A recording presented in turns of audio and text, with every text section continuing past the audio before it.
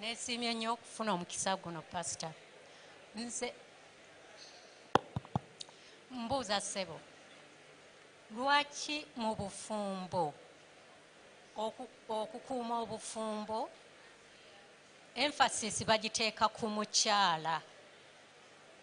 Abaami kirabika oba abaana baffe abalenzi kirabika nti oba bo tetubafuddeeko, tukwata nnyo abakyala, omukyala akola bwati, omuzadde akola bwati, maama akola bwati, naye tukole tutya okuzza abaana baffe abalenzi oba abaami baffe?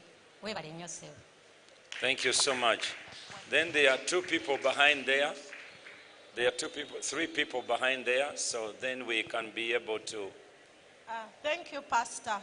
I'd like to know from you, should women be paid like salaries in their homes? I'm talking of a woman who doesn't work, who takes care of the child, children, and the home. Do you recommend payment of a particular amount? Like, for example, in this city, Kampala, where a woman needs to look good, plait hair, buy new clothes. Thank you.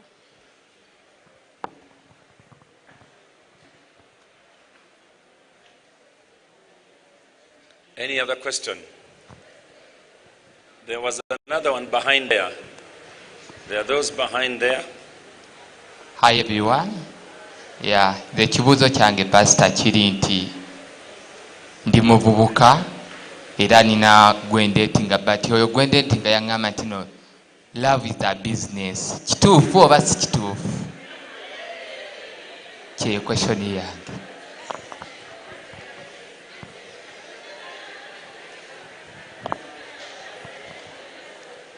Thank you, Pastor. I'm called Damba Paul, and I've moved with my beautiful wife here. But I want to understand one thing. In fact, let me bring it to your attention. I'll be wedding on the 1st of October this year. But I want to understand, is marriage going to church, or is marriage going to the parents of my wife and they bless us? That's what I want to understand.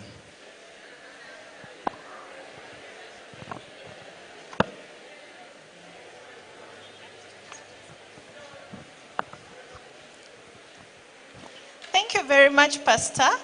My question is how to go about a relationship where someone say I'm a Catholic and someone I'm dating is a Muslim, and they're not willing to change. They're saying we can get married. But my question is, after we've given birth to children, will they follow the Catholic way? Will they follow the Islamic way? So how do we go about that? Thank you.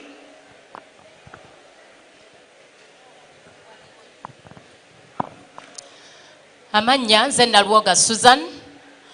I'm a clinical psychologist, counselor, and I specialize in premarital and marrieds as well as children and adolescents. Ekintu kimu kyenzudde Musumba Kayanja.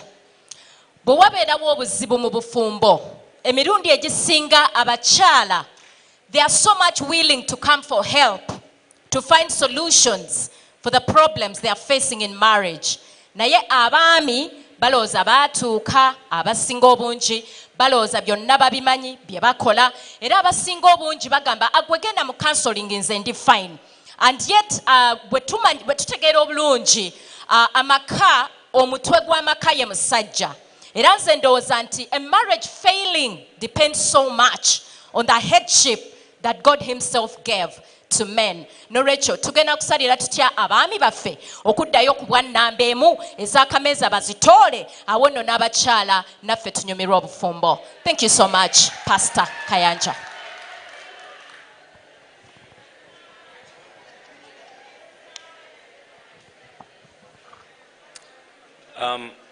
There is a gentleman behind there. If you can take him a mic. There is a gentleman behind there. Then we can have that one in the blue t-shirt. So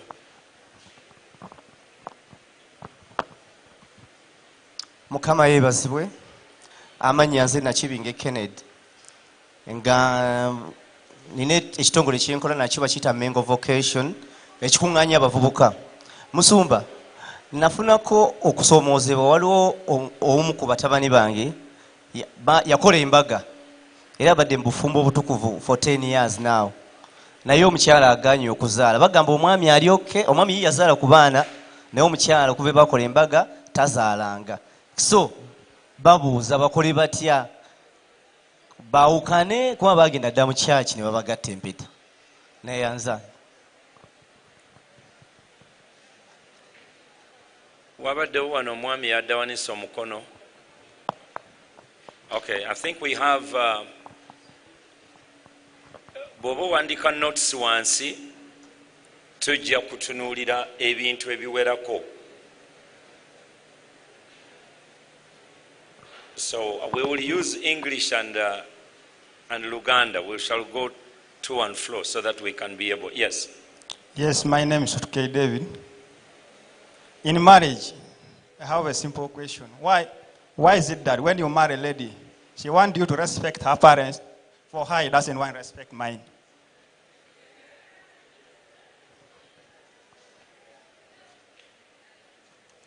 Okay, I think we can start from here, and then if another matters rises, we can. There are 3 questions. Ebibuuzo biri bisatu ebyanukula buli kizibu kyonna, whether marriage, whether politics, whether business, whether family. These 3 things always bye biyimirirako ebibuuzo byonna, oba bya business, oba bya maka, oba bya ki. 3 things. Number one, it's faith.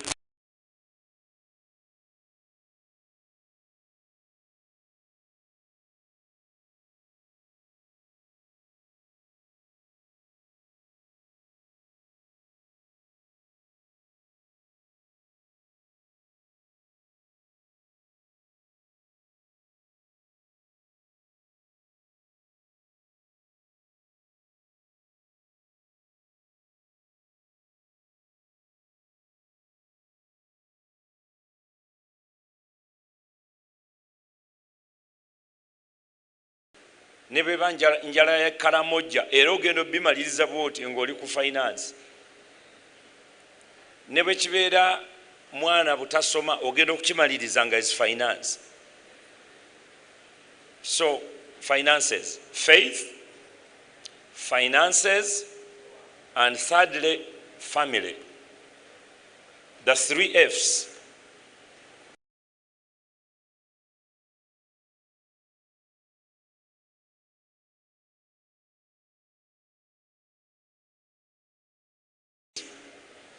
They rotate on those issues. There is a mother here who raised a question about the boy child. Why are they always putting a burden on the girl child but never on the boy child? Family. The way that boy was raised, the way that man was raised, the way we raise our children. Sister oli agambye nti omwami tayagala agenda mu counseling agamba nti I'm okay. Naye ageze okumaliriza nga ali ku kameeza. Finance. Sister oli abuuzizza, you love a Muslim man, you are a Catholic, or he's a Catholic, you are a Muslim. Now, where are children going to go? Catholic, Bulokole, Muslim, faith. So all the problems we are having rotate on 3 things. So if you're going to have a good marriage, that's why this symposium of bride and groom is very, very important. Never ignore counseling. Counseling is not only when you are getting married, but even at home you are being counseled. So I'm going to give you some, because my point of reference, I've been married for 32 years with my wife, Jessica, and we have 3 children. 2 are twin girls. 1 graduated 2 weeks ago in London with a law school. She's continuing to do her barrister. My other twin daughter, Christiana, she's a designer. So if she wasn't with her sister in London, she would have been part of the people who are showcasing. My other son did computer science and production. So he works with us now in different capacities. But the issue of marriage is that we've never understood what marriage is. Obufumbo tetubutegeeranga. We have to go back to the original. Who started this thing? If you want to fix your car and it was made by Toyota, you don't go to Mercedes-Benz. You go to Toyota. The Japanese know what they did in that Toyota. If you want to really, you've run out of blood and your blood type is not there in Nakasero Blood Bank, what is going to happen? The first thing they will do, or you need a bone marrow transplant, or you need a kidney, they'll have to look at your family. They can't just look at anybody who passes on the street. Nebagamba ha, kino ekisajja kinene nnyo ne bwe tugikijjamu kidney emu kijja kusobola okubeerawo. Kituweeyo kidney emu tugiteekemu oli. Your body may reject that organ. So we have to go back to the foundation of who started marriage and why did he start it. And what was the reason why he saw that man cannot live alone. If we understand that, then every other question that we are having in the world concerning marriage will be sorted out. God is the one who started marriage. You see, for us, we get the word marriage from English language, which was taken from the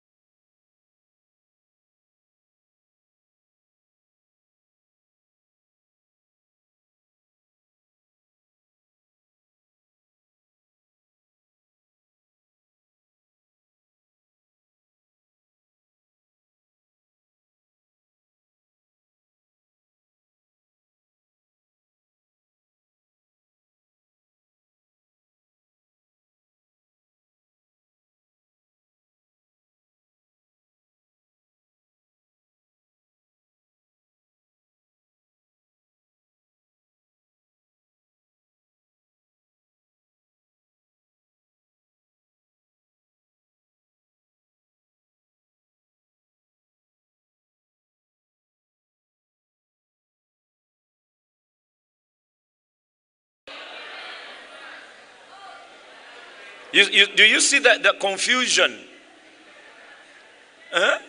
Do you see the confusion? This is a marriage and we are calling it obufumbo in translation. So the girl child is groomed okubeera omuki omufumbi. All her life rotates on that. We are raising girls, oteka okuwata, oteka okufumba, oteka okukola bwoti, osekula akalo, ofumbire omwami. Because you are entering in what? In marriage, in bufumbo. But was that God's intention when he created man? When he saw man and he said, man shall not live alone, but I'll make him a helper. What was the reason? Kiddamu ekibuuzo omwami oli kye yabuuzizza. What is love? God is love. And everything he creates is out of love. He made man in his own image. When man sinned, he came to save him and he said, for God so loved the world. So everything that comes from God, the owner of marriage, is about love. Is about love. Now man has different levels of love. There is a love I have for my wife. There's a love I have for my daughters. There's a love I have for the people in the church. There's a love I have for you. Okay? So all these loves are different. They are all called love. But the true love is the one you found from God, who loved us. Because while we are still sinners, still God loved us. And he died for us. Kati zino zonna zetujjamu, we all call it love. So obufumbo, what is marriage? What was God's intention to create marriage? If you get that one, then the burden will not be on the girl child to raise her, kubanga agenda kufumba, because that's how we understand it here. Naye bw'otunuulira show zino zonna ze mutunuulidde eza Iron Chef n'ebintu ebirala, abantu abasinga okufumba si bakazi, basajja.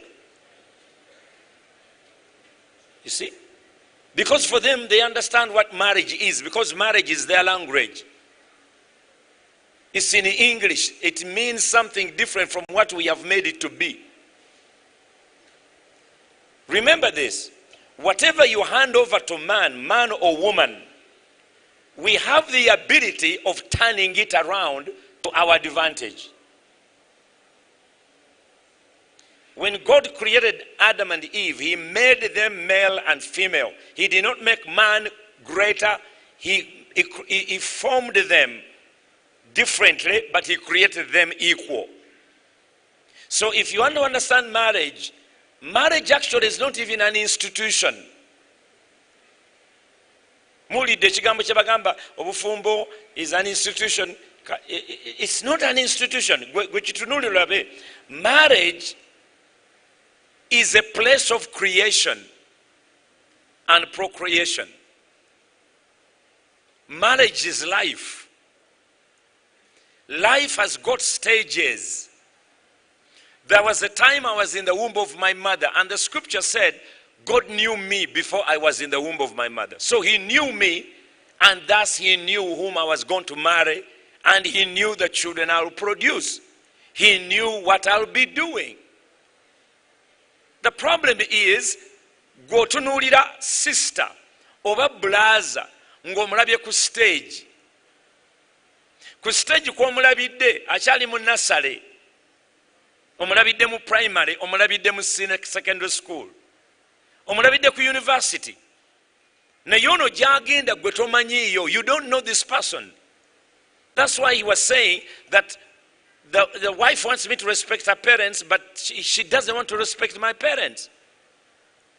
Because what you saw was on a particular stage in her life. Now, the one who started marriage, agamba, before you were in the womb of your mother, I knew you. And before you came out, I ordained you, predestined you. The problem is that because we don't understand marriage, for example, the first couple. When the first couple were created in Genesis, they were not born, they were not babies. None of them put on diapers. They were already grown up. They didn't have a natural parents to raise Adam. This is how you handle a wife. This is how you handle a husband. The parents were not there. God made them grown up. Because Katonda kyatonda, akitonda nga kijjudde. Kiyinza okukola ensobi, kiyinza obutamanya kikyogambye, naye Katonda kyatonda, akitonda nga kigezi, because Adam was very wise, very intelligent. He named all the animals. Ne Eva ebamuleeta, yamumanyirawo, naga you are bone of my bones, flesh of my flesh. And yet he was not there. He was sleeping when God put the rib out, but he knew. Marriage, we need to draw back a little bit before we enter marriage. Before people organize us into marriage, before people tell you about marriage, you need to go back to God and ask him, Lord, you made me. You knew me before I came here. Before my parents conceived me, you knew me. I know you have a husband for me. I know you have a wife for me. Because if you don't do that, stages of your life in marriage, ejja kwetaagisa compatibility, ejja kwetaagisa nti ennyingo zammwe ez'obulamu nga zisobola okukwatagana ne muyita awazibu. Okay? Nga endwadde bwe zijja nga musobola buli omu asobola obutayonoona kiriwo oba obutafiirwa kiriwo naye ne muyita mu kyekyo ekiriwo. Jukira, the God who started marriage is a God. He first started a family before he made marriage. Marriage must end up in a family. Okay, mubuyita bufumbo. Naye for me, I call it a place of creation. We mutondera ebintu ebitabaddewo ne bibaawo. So which means never tutandika marriage when we are poor and we have nothing tetwasoma. Because listen, your grandparents didn't have a degree, but they got married, they produced your parents, and your parents produced you. You want to tell me nti bali abatasoma abatamanya love, darling, sweetheart, abatalina taking you out, dating you, abatalina Kentucky Fried Chicken, they didn't have marriage? They created your parents. They may even have educated them on their ignorance and illiteracy.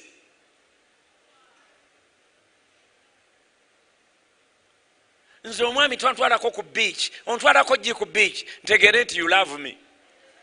Your grandfather jajjawe yamutwala ku beach yawa.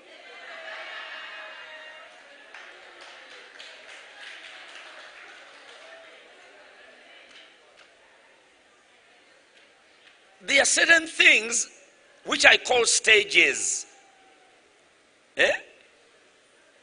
Stages ezija mu marriage. Very good example.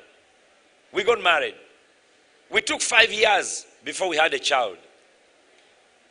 And when we got a child, when Jessica got pregnant, we were in London. Because she has taken long, we did not know she was pregnant. The program was so hectic. I was speaking 3 times a day. Sometimes we were moving. So she had a terrible miscarriage. So we lost what would have been our firstborn. Of course, people were talking.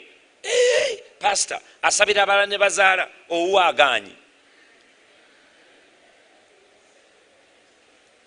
But I did not marry Jessica to have children.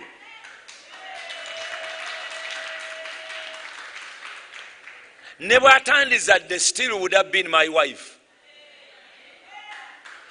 Because I was not marrying a baby producing machine. You see, once you start understanding, a very good example is the first couple, Jembagambi, Adam and Eve. First of all, they did not have anybody to counsel them, to raise them. They were created grown-ups. Why? Because God does not babysit. Once you understand your God, you will know that my God does not babysit. Katonda does not change diapers. That's why, write down this point. If you're going to get married and you're staying in marriage, never call your wife mommy or your husband daddy. Because you can't sleep with your daddy, you can't sleep with your mommy. You see? So that the things that we have turned marriage to be is completely what marriage is not. What marriage is not. She's your lover, call her sugar plum, beredene.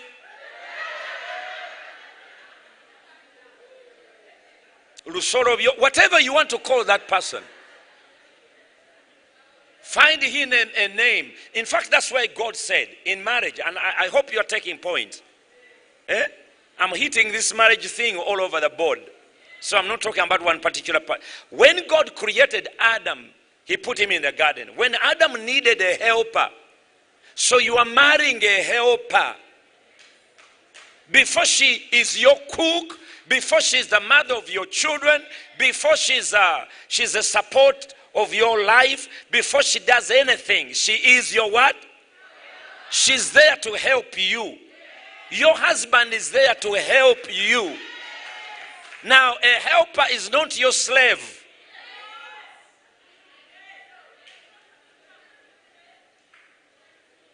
A helper, I must find you doing something, then I help you.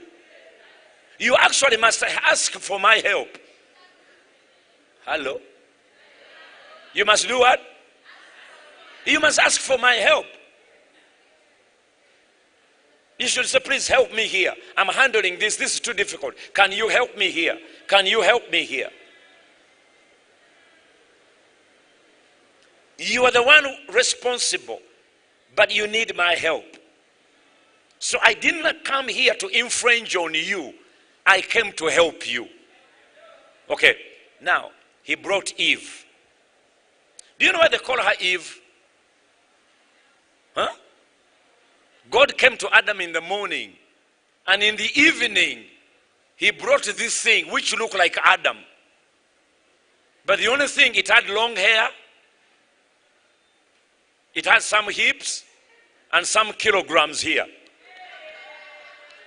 And Adam said, actually God said, he brought her to him to see what he will call her. Going back to that point, why do you call your wife mommy? Kati ate abaana bamwe banamuyita ki? Gwe omusajja omukulu olina ekiwalaata ng'ekyange ng'oyita mukazi wo mami, nga n'omwana omuto naye agamba mami, kati baby yaani wano?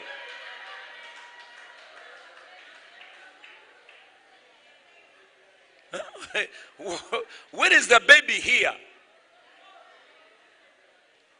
Where is the baby? Yes, lwaki some of you ladies, you've spoiled your husband. Your husband naye awuliranga baby. Waliwo omuntu omu Pastor Jessica gwe yali akansolinga ekapa emu nagamba ono kale nze bwe nali nga tetunaba kuzaala abaana nga nze baby we ng'omwami yakomplaininga kakati abaana bayita baby nze sirina muntu andabirira yandekaawo omusajja omukulu ng'ayagala bamuyite baby. Sebo tetulina nywanto yakukuwa, enywanto yeri wa maama wo. So your wife is not your mother. And your husband is not your father. You are in a room of creation, mwembi muze, with attributes ezigenda okuyamba to create. That's what the Bible said, a man shall leave his mother and father and cleave to his wife, and then they will create their own family, whereby the man is the head. Abooluganda, omutwe bwe bagutema ne bagusuula wano kaakati ffenna tudduka kubaga gutiisa. Omutwe is useful as long as it's on the body. Naye omutwe gulina responsibilities, gulina okulaba, which is vision. The man is the visionary of the family. The man is the brain, because on the head, the thinking is done in the brain. Yalowooleza family, yalabira family, yawulira family kye yeetaaga, yayogerera family,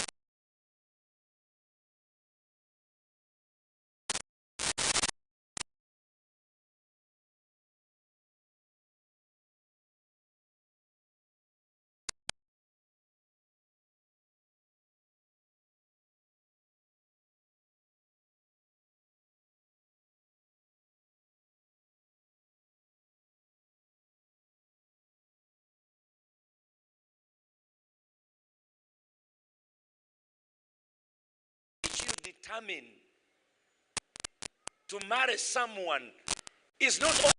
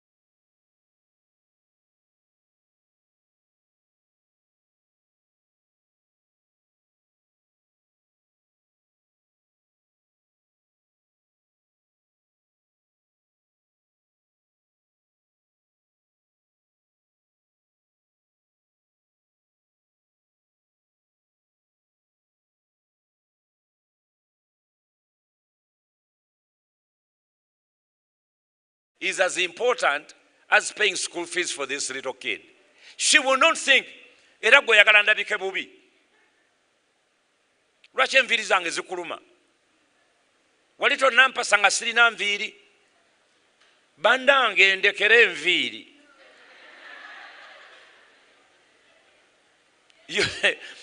You find out that, you see, one of the biggest problem, listen to this, one of the biggest problem we have, especially here in Africa, is that we enter things without counting the cost. Jesus said to the people, if you're going to build a house, which is like marriage, or education, or life, or bringing children in the world, count the cost. Because if you are building and you run out of material, people will laugh at you. In other words, you're going to fail.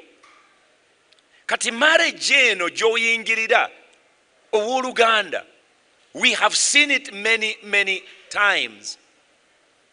Nosanga omuntu ng'obulwadde bumulumbye bambi ng'abadde muwala mulungi nnyo ne bamuwasanga muwala ffe, we are pastors, so we see more people, more than probably you are seeing. Kakati abantu ne bamala okusoma ne bama n'emirimu ne bazaala omwana asooka.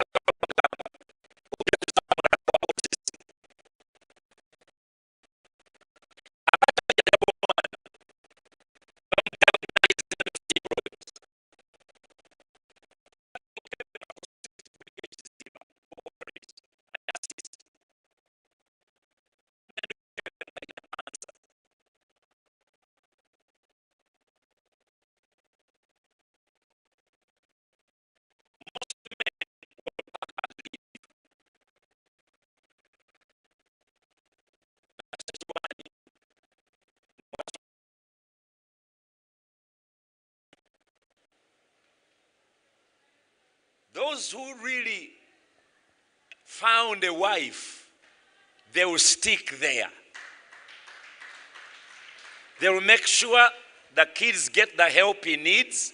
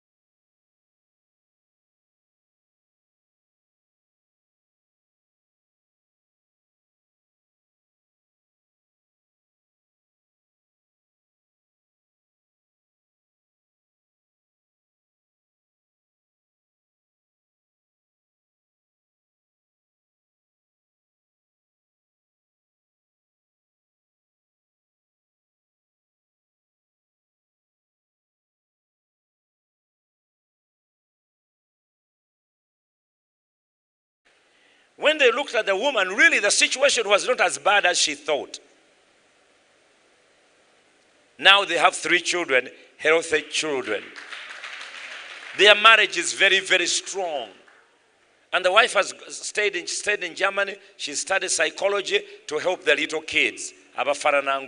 So out of her need, now she is treating so many kids with autism who had suffered. And she's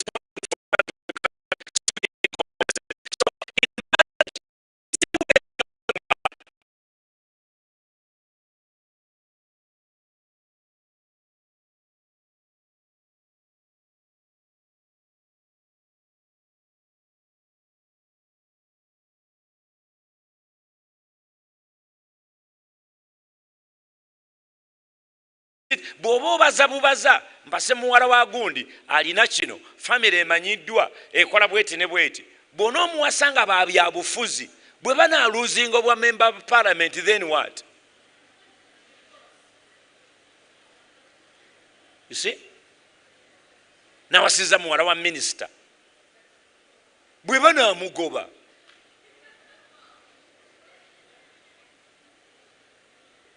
You see? A mistake we always make, we marry not our wives, we marry their parents. Never marry the parents of your wife or your husband.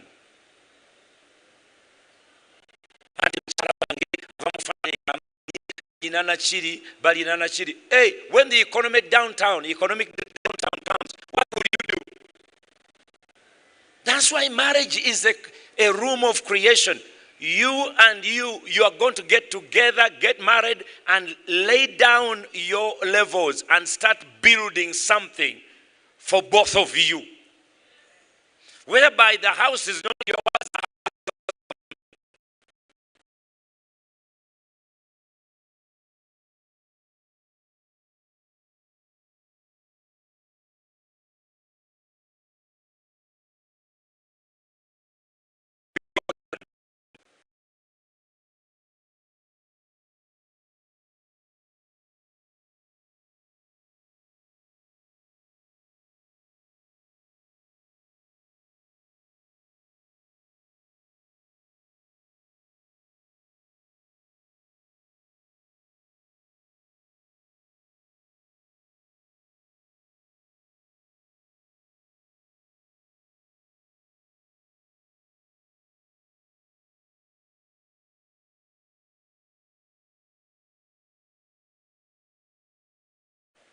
Watch what God does. And then we finish God's house, we started building our house. And the truth of the matter is, Jessica asked me, ettaka tuliteke mannya ki? Ne mugamba lwaki ombuuza, I was abroad. Ne mugamba liteke mannya go.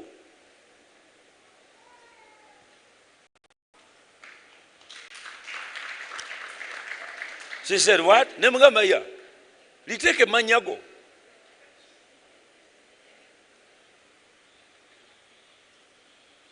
bwe tulizimbako ennyumba n'ongoba, it's okay.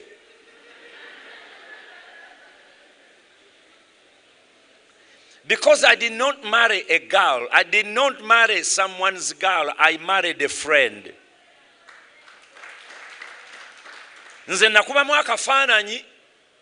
Men, you are the visionary. Kubamu akafaananyi. Is there a boyfriend and a girlfriend here, or a couple? Do we have a couple here? Yeah, do we have a couple? Or a boyfriend, girlfriend, fiancés? Where are you? Oh, there. Stand up. Come here. Come.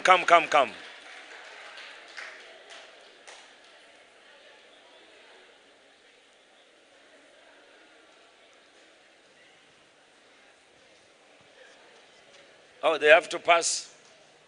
Okay, they are coming on the stage. But I want to tell you, I want you now to start envisioning these people.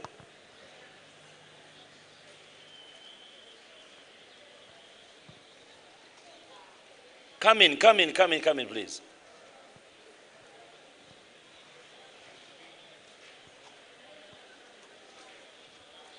Mbadde manyi nti bajja kuyita wano buli omu asitule munne ng'amuwanika. Okay, come here, please. I want you to catwalk. Are you husband and wife or fiancés? Boyfriend and girlfriend. Walk over here. Catwalking.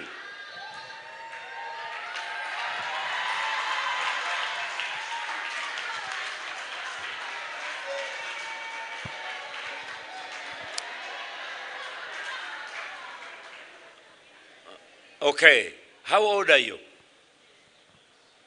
Yeah, 28, and you? 27. These are 27 and 28. Okay, stand over here. Let me find another one. Another couple which is above 40. You are 40, you are here. 40 years.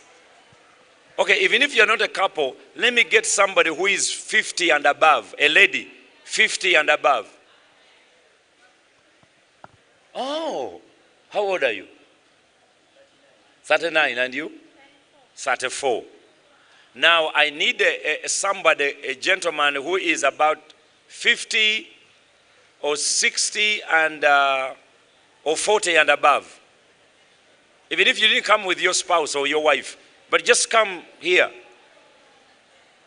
I want to show you something. Bw'obanga olina emyaka 5 ogenda waggulu jangu. Aha. Wuno jangu. Yeah, we are going to use these ones as a couple. No, you can pass that way. What is sola kubuka emyaka simitondo sebo gundi. So I just want to show you how to approach someone to marry, and he will commit and he will be with you forever. Ne wanajja w'omuwala alina akabina nga kano akava mu ndeeba, talina jjajja mutwala. Okay, how old are you, mama? 51. And you? 47. Now this is what happens. Come. These are boyfriend and girlfriend. This is all of who you are. Huh? Kabatunuleyo, don't look behind. In a few years, they are going to be like this. 34, 35. In few years. In few decades, they will look like this. I'm just using you as an example. Sister, come. They are going to look like this.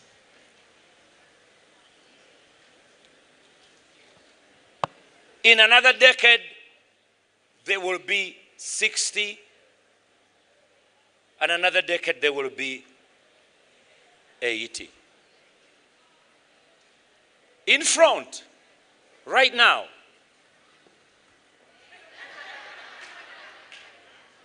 batambula bamagamaga.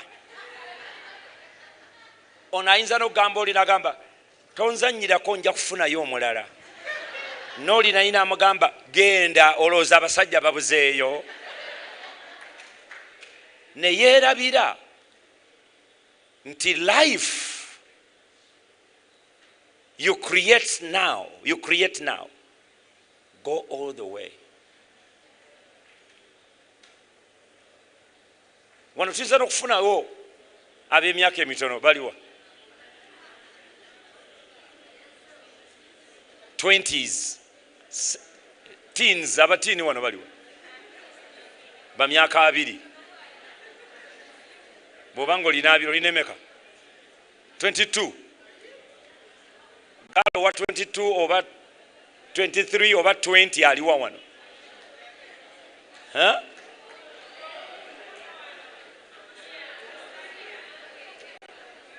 Olina emyaka emeka 14. Jangu 14. Jangu 14. I want you to help each one of us to choose the right people. Jangu 14 aliwa.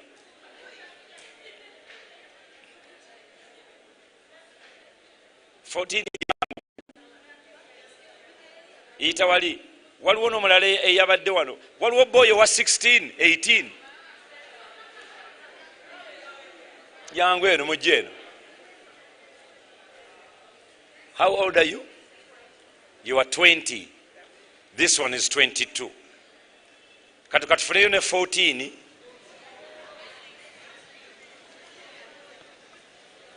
Kati goyinza okulowooza nti omwana wa 14 tayinza kulowooza ku marriage, akola ki wano kati?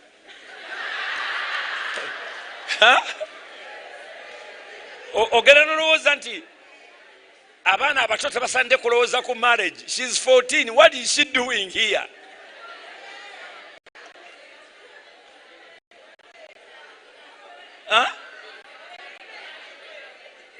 So eno gyetandikira. Bameka kumwe abali nga wakanga mukula, mami ne daddy ne bagenda ku mbaga ne mujjayo engatto zaabwe nogamba gobeera daddy nze mbeere mami. Bameka abali wano?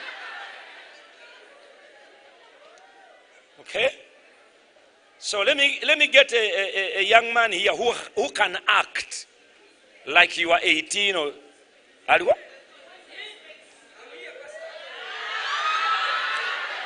How old are you? How old are you? 17. Jangu. Hurry up, hurry up. So this is where everything starts. But if everything starts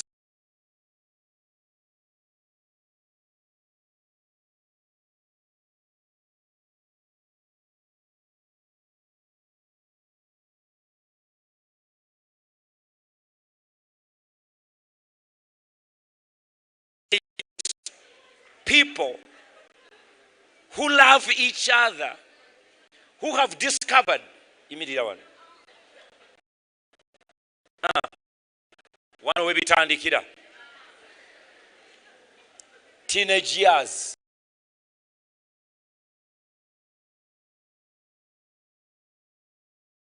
late 20s,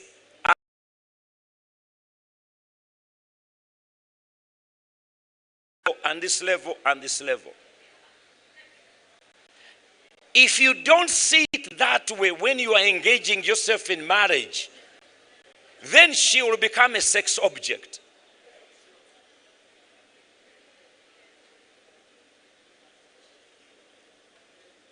He will become your bank. Nze mujjako bujja sente, mu butuufu simwagala. Some of your grandparents, in fact, they got married at this age. 100 years ago. At this age. And they kept the marriage until your parents were born, and now you are here. So we need to understand first and foremost, what is marriage? Why am I marrying you? Why am I not marrying you? Era brother, sister bwagamba, brother nze sikwagala. Tolemerako. Togama nsibe emizimu gye wammwe. No, don't.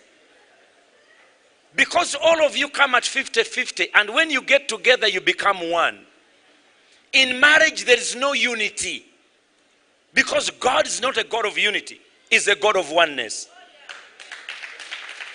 Unity is in politics. Kati gwe bw'oyagala kufumbira obufumbo bwa politics tandikira awo. Tulina okubeera okwegatta. Si kwegatta. Marriage is not about unity. Marriage is about becoming one. A man shall leave his mother and father, and they shall do what? Become one. They shall become one. Do you understand what I'm saying? So you become one. Nekatonda naye, God is what? One. Hear, O Israel, the Lord your God is one. Jesus prays in John 17 and said, Father, I pray that they may be one, as I and the Father, we are one. Because marriage, you become inseparable. Oba bulwadde bwebuze. Oba omukyala oba muyiridde acid. Face nekyuka. That is your wife because you married. Now, I want you to turn around. Look at, no, you stay here. Turn around. Do you know that you're going to grow and reach this level?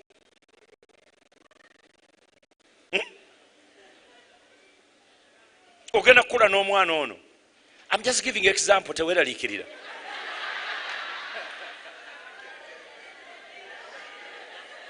Wano wennyini muyinza okutandika obulamu n'abantu ne babawagira ne mutandika obugagga.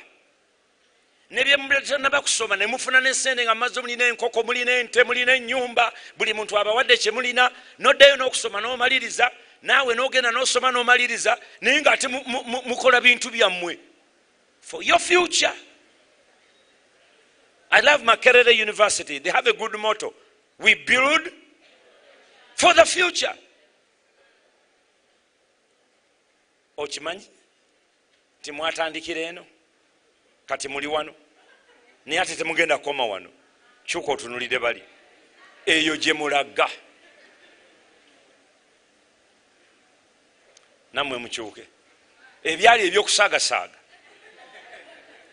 ebyali nkubiraako omuweereza ka taxi nga tewanzizeemu mulaga eno kyuka otunulire bali mulabe mutandisa okukaddiwa mu kiseera kino. By now you have children, you have factories, you have things.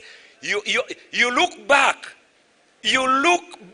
and see where you came from. You are celebrating 25 in marriage. So you look back and you say, oh Lord, we have made it. You are my friend. Kakati bano bwe batabukira wano akabaate kazze.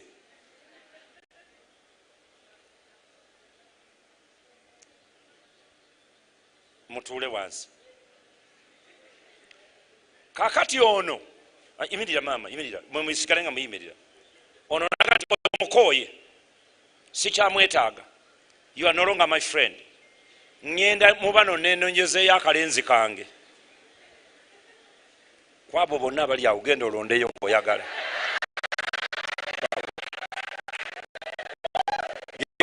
koyagala nono naye n'atabuka n'agamba okaddiye tokyandabikira bulungi sente ziweze kangene nfune y'akato sebo naawe genda olondeyo akato eri. No, we are acting. Yeah, this is not real, but we are acting. I want these young people to know the decisions we make when you are infatuated or bewitched or I don't know what happened to you. Nze bulijjo ngamba nti abakola cartoon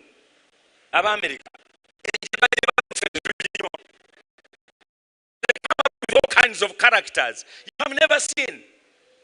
And in marriage, you can always come up with new characters. You know the character who wants to build your life.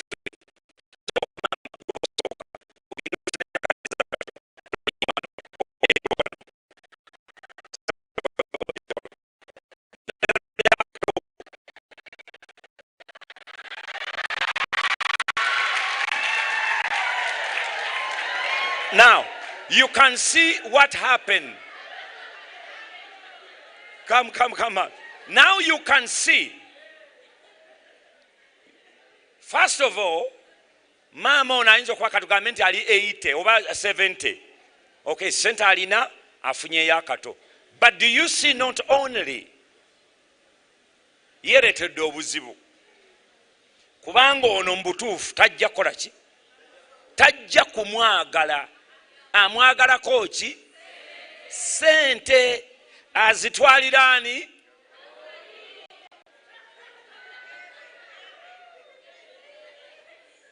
Naye buli alaba ekifaananyi kino agamba atya nti jjajja zze ne muzzukulu we. Do you understand what I'm talking about? Okay, not only that, naye ono asigadde nani? Asigadde nani? Talina. Bali ne babanga bali babiri nga baagalana nga bagenze ontagenda kukoma weeno naye ono asigadde akola ki? Talina. Olowooza kati ye anaakola atya? Agenda kukola atya? Kubanga oli omwami ayinza obutamutwala. Omwami oli ate n'atandikira ku ono. Ekitegeeza wano bano bamaze okukola ka triangle. Ono abadde atandika obutandisi. Ono ng'agamba nti nze siviiramu awo wamma gwe tunula otunuulira oli. Kakati olaba confusion, obuvuyo obubeera mu nsi yonna. Kubanga ono baamulekawo ali bita ng'atomera ono. Kwata kwoyo, soko mukwata kwoyo. Sister, mukoneko. Goba. Oli anywezezza bunyweza. So my point is this. Marriage is never only one marriage safe. All marriages must be what? Safe. Amasebo jangu olondeyo.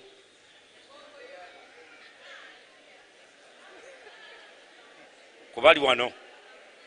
This is a great professor. This is a great teacher. So,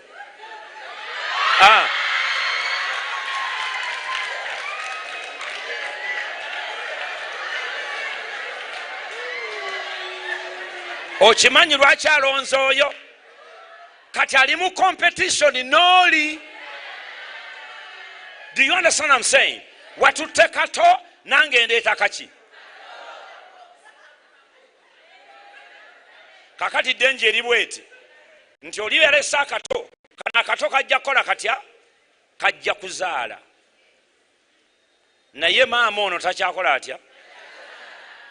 Ate ng'ono alina okukola ki? Kati ekivaamu ng'alekawo maama ono ng'agenda addayo ng'akola ki? Kakati olaba AIDS bw'asaasaana mu nsi, olaba endwadde bwe zisaasaana. Eno amala yenda kubbira agamba gwe tuulaawo tonyiiga ng'amuleetera obugatto. Kakati oli gwe baalekawo ono olufaayo n'addayo ewa mami suga mami n'addayo bw'ati ono akola atya?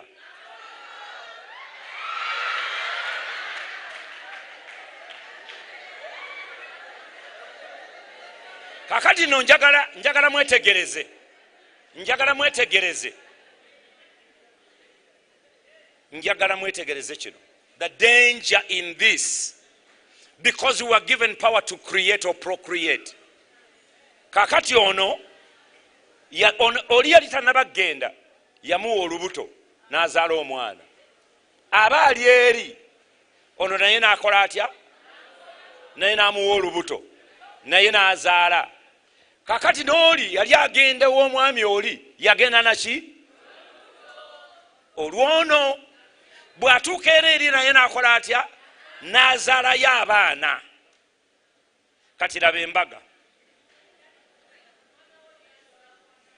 Kakati omwana w'oli ajja kukula ajja ayagala omwana waani tebeemanyi. Bonna bali mu masomero ge gamu. Ono ayagala owooli ayagala owooli. Ekyo kye bayita inbreeding. Mwenna mulyoke muzaala abantu.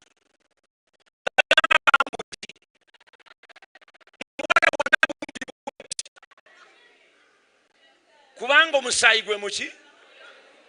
Kati ekivaamu endwadde ebeera y'emu.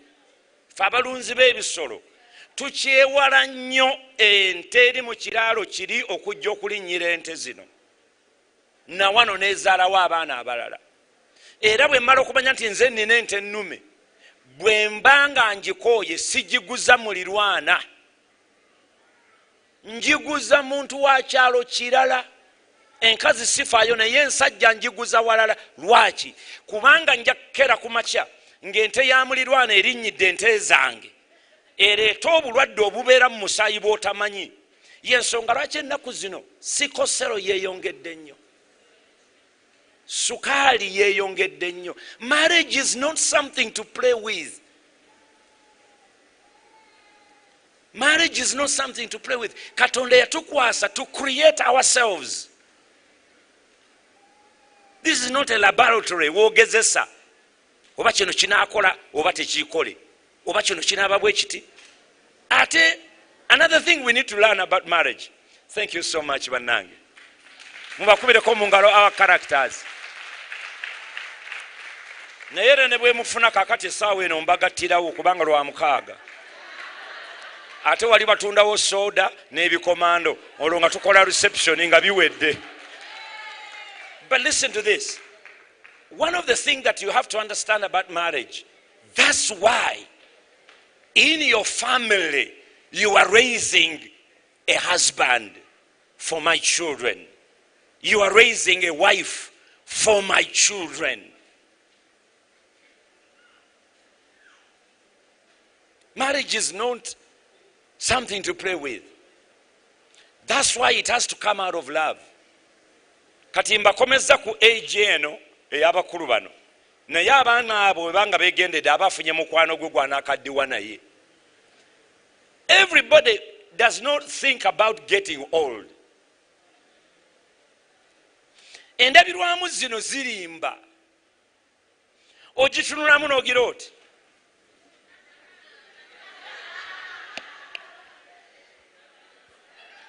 Nolowooza nti awo ogenda okubeera for another 60 years. Naye time ejja kutuuka okaddiwe nga muli babiri mu nnyumba. Most of our children have grown up now. The boy is soon getting married. The daughters will get married. Mu nnyumba tugenda kusigalamu aba ne Jessica. Y'ensonga lwaki when you are treating omanyina agente ekisha marriage kinene nnyo, probably we need a whole day. But thank God for bride and groom. Era babayitanga mukomangawo. But watch this. Time ejja kutuuka nga I'm not as strong as I used to be. Kubanga ngenda kuwangala emyaka 15. Nga nja kwetaaga omuntu wankwata kuki? Agane jato otekasana. Nga ne speed eno tekyaliwo. Nga n'ebintu obiraba ki? Dabo.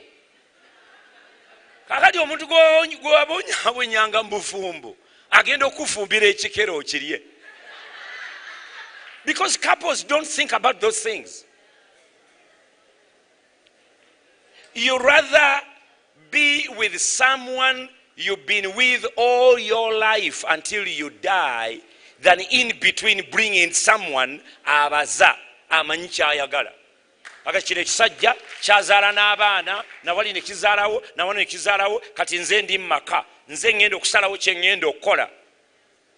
Pensioni yonna agiteeka wali ate tonna gojja kaabira ye mukyalo w'omumaka. Abaana bo ne bajja bagamba ajja kubagamba, you get out, this is my husband, I don't want to see you. Onookola otya? Many of you are finding it very difficult to talk to your father or your mother because they were spoiled. Someone is controlling them. So marriage is not only getting happiness today, but it is also the most secure insurance about the years to come. Holy matrimony is the most secure insurance that you can take on your life and on the life of your loved ones. Because in nga si ndwadde sikyayogera sikola bwenti, I know Jessica will take care of me. I know she will not throw me out. I know she will not turn around and say, owange buli muntu akoowa, akasajja kaagala nnyo ffene ate kako kakutuse n'ekiwalaata, mbadde nako emyaka 3 mu eki, owange nange ndi muntu. Ng'okwagala kwa Katonda bwe kutakoowa, ne true love of a true spouse will never tire. Will never tire. Okay, lwaki abaami balwawo nnyo to decide?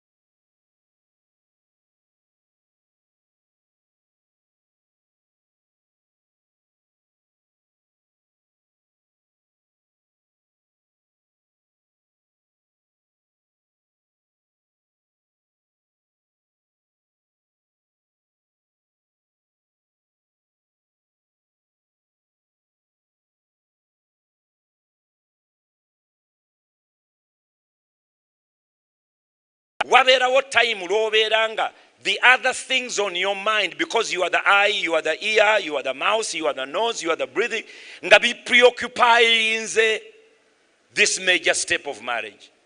Because ne Satan ayagala obeere free to completely damage your future. Kakati buli muntu ajja ng'obadde olina by'okola nga you a man, kino abakyala mukigenderere. Abasajja balowooza nti olina ky'ozza okunona. Subconsciously.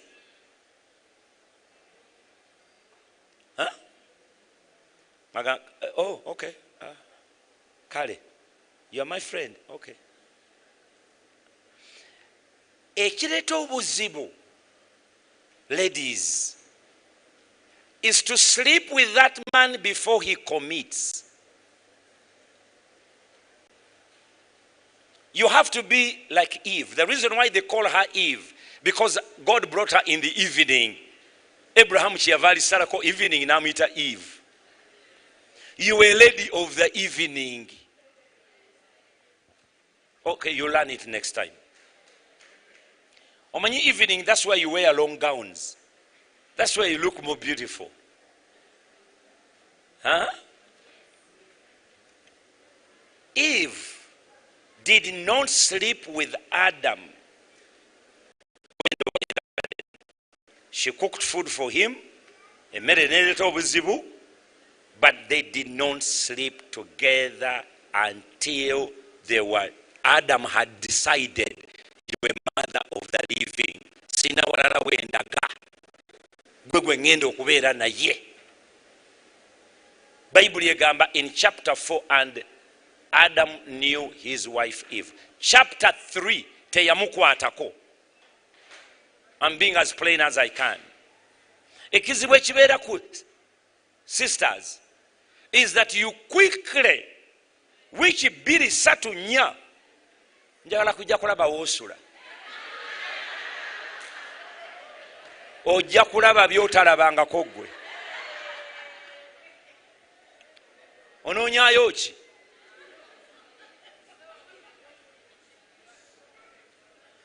Adam knows his wife after they have even been kicked out of the garden, and yet she was with him.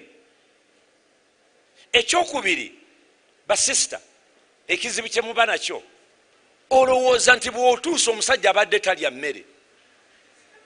Adam was in the garden before Eve. Olowooza yali alya ki? Hello? Oli olukwana myezi 3 baneekandabye ye saati yongera bikabulala kanzije nkuyamba okugololera ku ngoye. Kafuluma nyumba eyo.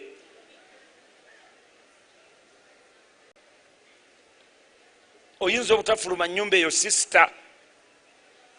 Wazze kukyala lwa Saturday okukakana ngomazewo emyaka egyo.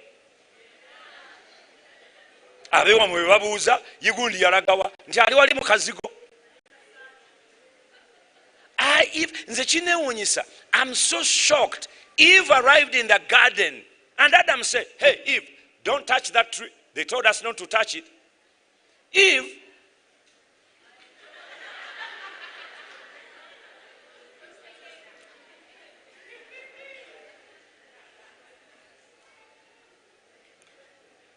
nasibira ku muti gwe bamugaanyi.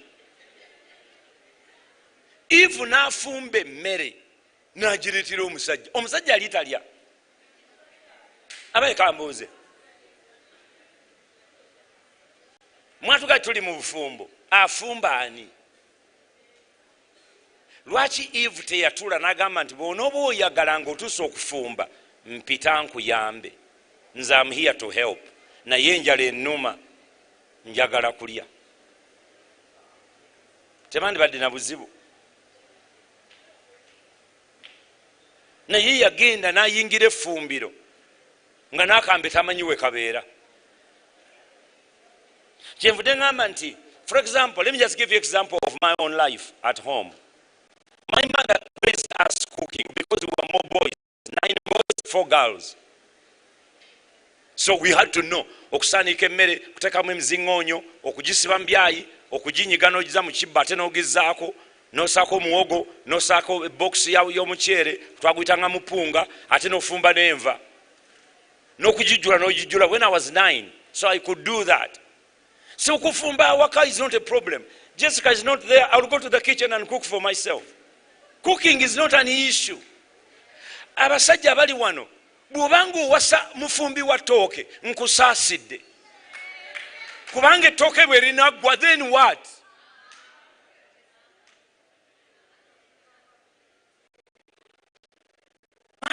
About cooking.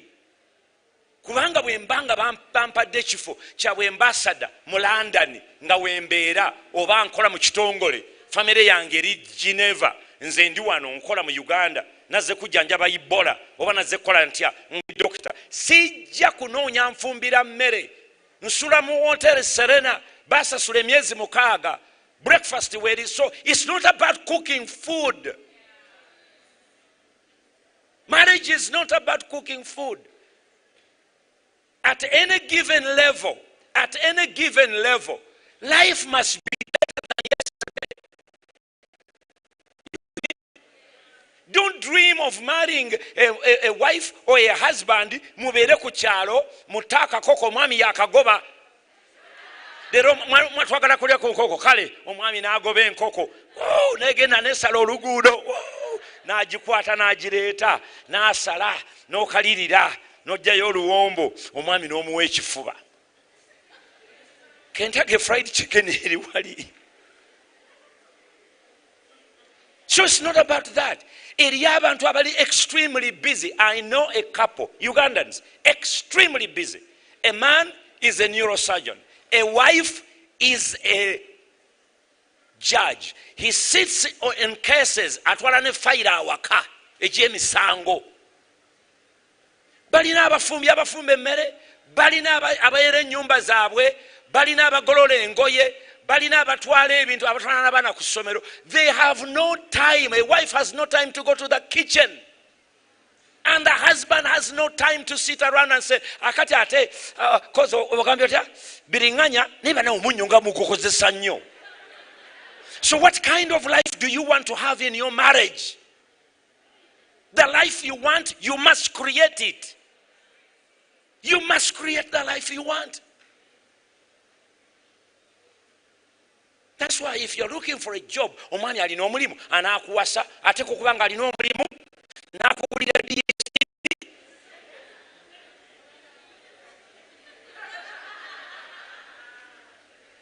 Namamonde. Don't marry a namamonde or dodo. Life must be better than what it is today. So if those are the things you are depending on, okufumba, okutegeka, okola, of course it's good for you to clean if you don't have the money. But the time our God we serve is a miracle God. He's a God of increase. Your life is not going to end where it is today. It's going to get much more better. That's why you go back to the author of marriage and you find out why did Adam. That's why Adam produced 2 children. The first children killed each other. Cain killed Abel. God cast Cain. And then they produced 2 more. That's it. We never heard about Adam, but they lived 930 years. Marriage is about life. It's not an institution. And so my advice will be, pray to God, look at the qualities someone has, love those qualities. Don't love the body because body chuka. Hello? Omukyala kasita amala okuzaala abaana babiri basa emirundi esatu body ekola ekya okujjako ngo n'omutira mu gym. Naffe abasajja body ekyuka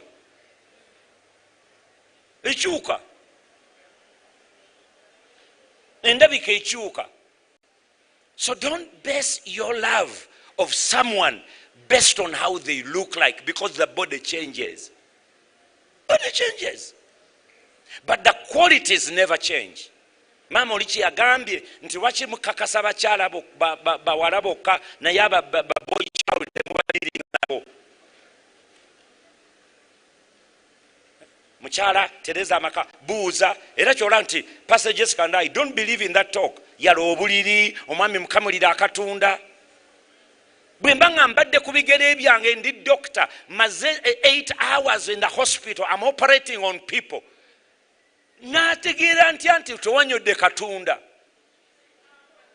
Nkomyewo awaka mbadde mbaga bantu n'ennyama sagala girabako ng'ongamba ngende mufumbire okufumbira emmere.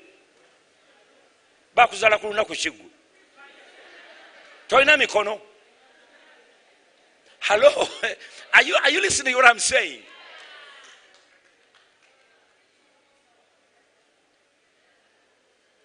Abange, do you believe that life is more than those jobs we do? Huh? 8 a.m., 5 p.m. no dawaka. Right now there is a general commanding the troops. Soldiers are in Congo fighting. They are in Somalia keeping peace.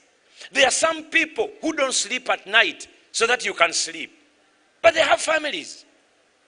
They have families. Kati bo bakola batya? President Museveni, Mama Janet ayawo, naye olintwalako ddi ku beach.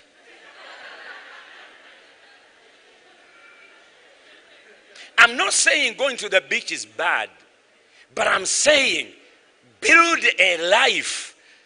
Osobole okuzimba obulamu bwammwe n'obugagga bwammwe mu kifo ky'ogendanga ku beach, musulire ddala ku beach.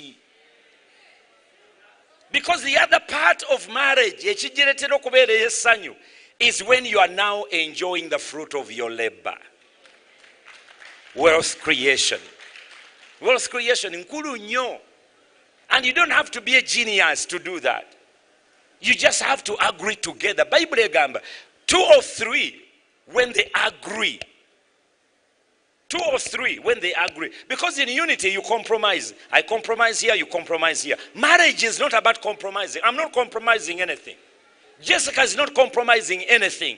We just agree on something. Kino kye twetaaga okukola concerning Junior. Kino kye twetaaga okukola concerning Christiana. Tukiwe emyaka 4. Mukama ajja kuba kitusembeseza. This is what we have to do. I wanted to go to be there with my daughter. She was graduating. But I couldn't. I had to remain. And she had to take the children. The times to remain. And I traveled. You see, it is about agreeing. Agreeing. Lero tukole ki? Tugule engoye? Obadde yagala lugoye ki? Kale gwe gula. Nze naagula omwaka ogujja.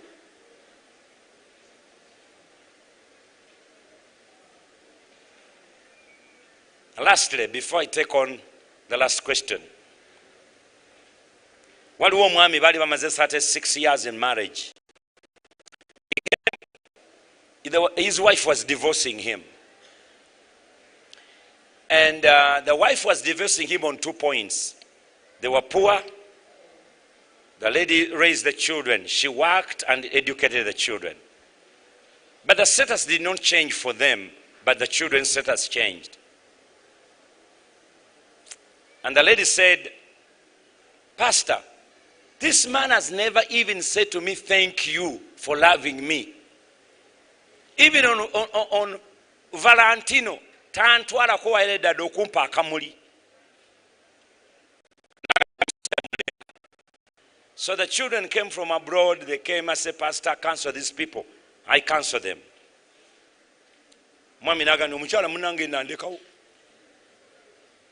Ne mugande wakyakulekawo. Nanga muchala ga musumba mukama akulage moyo omusajja oyo alina empisa embi. Ne mugande okali kansabe. Bwe bajja okuba checkinga ne mbawulamu abamu ne mbateekamu another part of the office, another part of the office. Nenkwata omwami ne mubuuza mukyala nga amaze okumbuulira naga nti ogolaba oyo. Njagala musumba Kayanja ogende omugambe ajjeko ekkooti. Gwe musalira amagezi ekkooti agijjeko agiwanike wali eyo gy'ayambadde nze nagimugulira. Mugamba agijjeko agiwanike wali olyoka olabe. Ebituli byonna bijjudde ensawo z'ekkooti. Kubanga oyo gwolaba agenda agula ekifu ky'enkoko n'akikweka muli. Emmese ne zijja ziruma ensawo. Mumuli ono binyeebwa ye ng'akyuka bw'ati ng'aluma ekifu ky'enkoko ng'akizaamu. Mama kiyagambye, why are we emphasizing on cow child? Kakati omwami ne muganda sebo njagala kukusabira naye ekkooti soko giwanika wanaga ekkooti yange gindekere. Ne muganda naye maama alina byaŋŋambye ebinyiizizza. Lwaki okola otyo? Naganda omanyi oyo mukagiriza abaana batuweereza ssente yagamba mbu tukyasasula amabanja g'abaana, tukyasasula kino na kiri, tulina okuzimbira abaana. Kati ssente gwe bazimba nange bwe nfunayo akafiika nga k'enkoko n'enkagula ate n'ayomba. Oyo naye amanyi okutambula n'agenda mbaana be. Ogenda okukomawo ng'alina obuti bw'asokola mannyo. Atalidde ennyama alaba n'obuti obw'omu mannyo. These are people have been married for 34 years. Omukyala ne mubuuza kizibu kiddala ky'olina ky'olabira ddala. Naga nti oyo tampanga yo yadde akamuli ka Valentino. Nenga ningamba omusajja n'issebo otuswazizza. Mu Uganda abantu bafa enkya n'ekiro. Buli wabeerawo omulambo wabeerawo ebimuli. Ne mugamba genda kukufa ku bino ebimuli ebiri awo olondeko byolonda otwalira omukyala. Olwo nalwo luggwe. Omukyala mutwale mu lumbe abafu b'ennaku zino babbufe. Tutambuleko nga muyite muntu nga bagenda gabula mmere ya bulumbe. Lubako ennyama, lubako enkoko, amala okulya eyo omuzza awaka. Lwaki otusu